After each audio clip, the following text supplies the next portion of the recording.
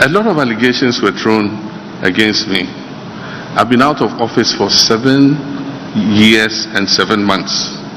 You think that if this government had anything they could stand on with how they hate my persona, they would not have prosecuted me for it. Airbus, the president referred it to the OSP, and the OSP is supposed to investigate it. You don't expect me to investigate myself. And so, if they had something to stand on, I'll not be standing here today. The same thing, hotel in Dubai. I challenged them. I said, let's go and find that hotel.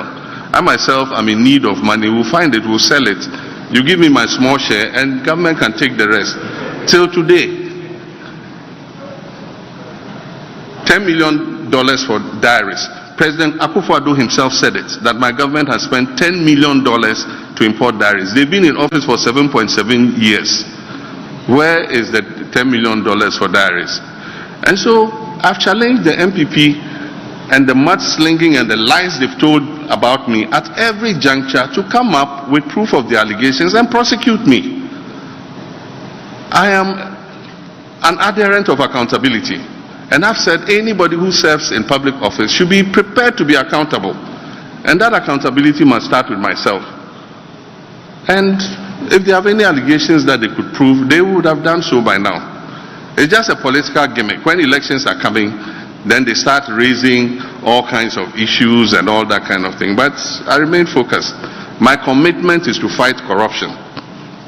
And if I come into office, I'll hold their administration to the high standard of accountability. And those who serve in my administration would also be measured by the same yardstick. Yes, thank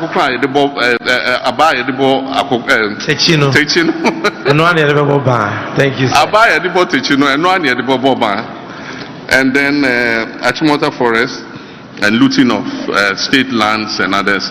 I've said that no person who accepts to serve in my administration will be allowed to buy any state assets. When you finish serving and you go and you want to do whatever, it's your palaver. But as long as you are an appointee under my administration, buildings, lands, vehicles that belong to the state, you are not going to be allowed to buy or invest in any state asset. Thank you. Thank you. I've heard this thing said so many times, and I wonder the basis why they say so.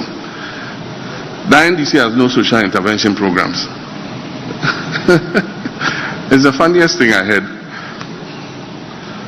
Who brought the District Assembly's Common Fund concept? It was the NDC. We put it in the 1992 Constitution and said 5 to 8% of total government revenue should go directly to the districts for their development. So if you go to your district and the District Assembly has built a school, a KVIP, a nursery, a sports recreation, a community center, it is a social intervention of NDC that has produced that. Who introduced the GET Fund? Ms. Rawlings, NDC. We passed the GET Fund law. And but for the GET Fund, where would our education be? Most of the educational infrastructure in this whole country is being provided through the GET Fund. And so, how can you say we haven't introduced social intervention policies? But in any case, what is social intervention policy? Is an action or policy that provides social services or social benefits to the people. And so, it's not only GET Fund and other things. We have provided more access to water than any other government in the history of this country.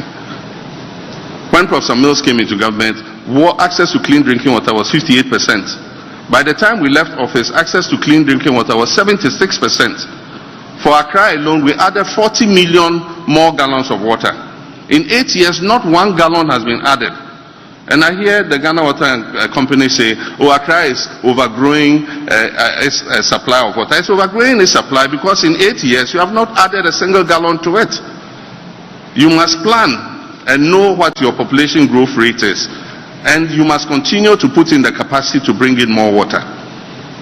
And that's why I'm saying that we took water and brought it in from the northern direction of this country. And so Adenta and other places that had never gotten water for almost 15 years saw their taps flowing for the first time.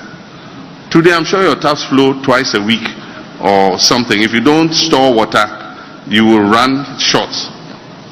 And so we need to invest to bring more water supply, not only to Accra, but to all our growing communities around the country. And so if you are a government and you haven't invested in improving water, definitely access to people will be denied. We've extended electricity more than any government in the history of Ghana. Electricity is a public good.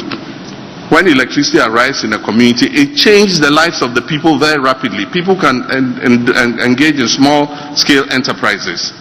It was Rawlings who introduced the Rural Electrification Program and the National Electrification Program.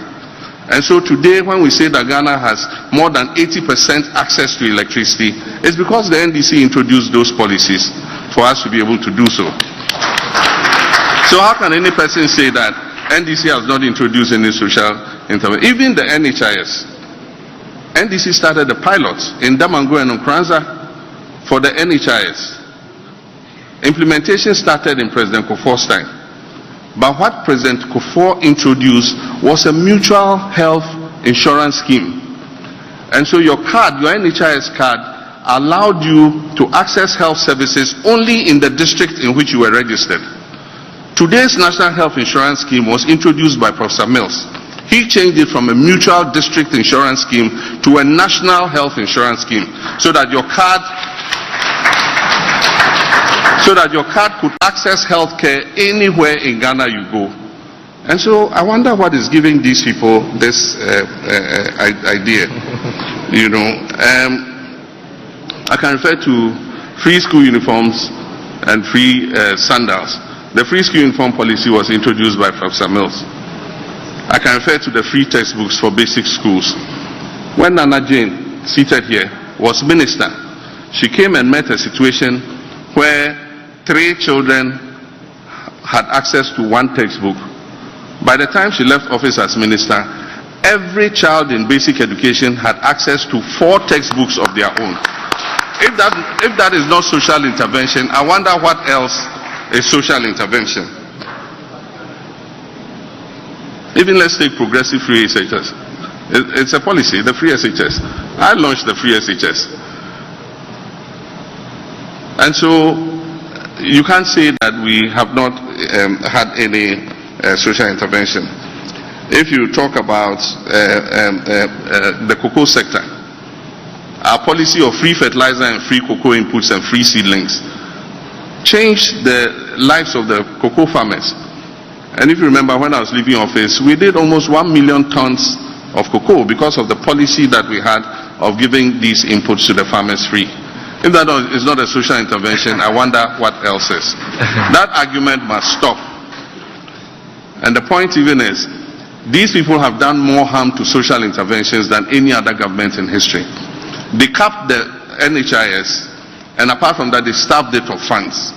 And so most people with an NHIS card today cannot access health services. You go, you get a consultation, there are no drugs, not even analgesics.